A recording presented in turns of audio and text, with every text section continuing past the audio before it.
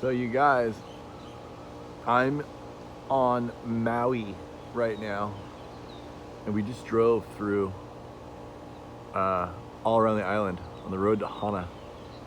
And these mango trees, they're everywhere, which is kind of cool, but they're not native here. They're native to India, and so it's crazy. It's like there's places on the other side of the island where it's just like a monocarpic stand of mango trees. And it's like, I think like probably 70% of the plants that make the road to Hana so famous are introduced exotics, such as the mango. So I'm just kind of tripping out on it and thinking, wow, this is really wild. Like, this basically an invasive species. And there was something cool there, like some kind of native Hawaiian plant there before. So it's a totally altered ecosystem. So if you ever ride that road, just realize that you're really looking at a completely altered landscape up there. It's beautiful, but it's totally altered. It's not what it used to be, 400 years ago. Even the Polynesians supposedly came here 800 years ago, and they brought a bunch of plants with them, a whole bunch of plants like hibiscus. Maybe they brought mango, and they certainly brought coconuts. Coconuts weren't even native here, I believe. They didn't make it here because of the ocean currents. They were man-brought, human-brought, anthropogenically introduced. But yeah, so I'm here at the hotel, just like wandering around, like working on my phone calls and stuff.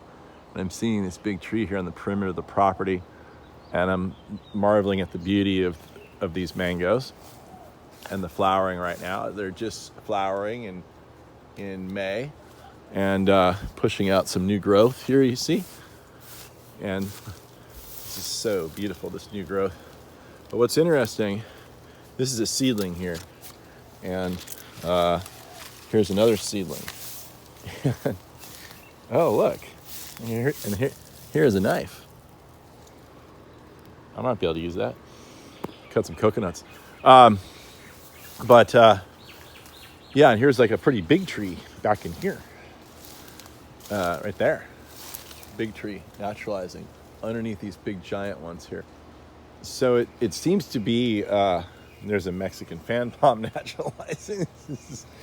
This is kind of cool, but it's also like, this is crazy. This is not good. This is no good.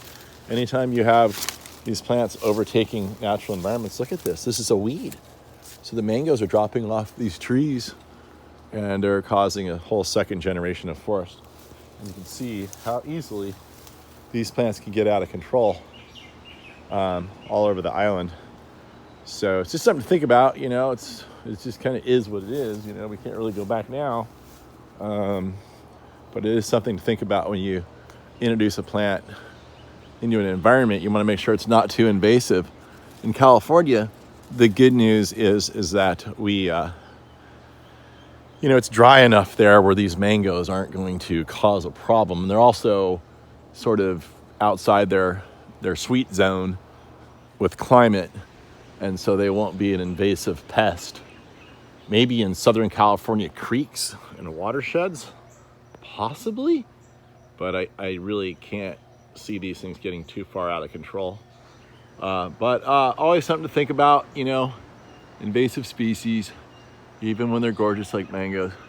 I guess the good thing is that they do provide a habitat, the birds, lots of food source and everything else. So anyway, the Earth is a very different place with humans in it. And that's just the way it is. And we just have to get used to that, I guess. Just kind of celebrate it.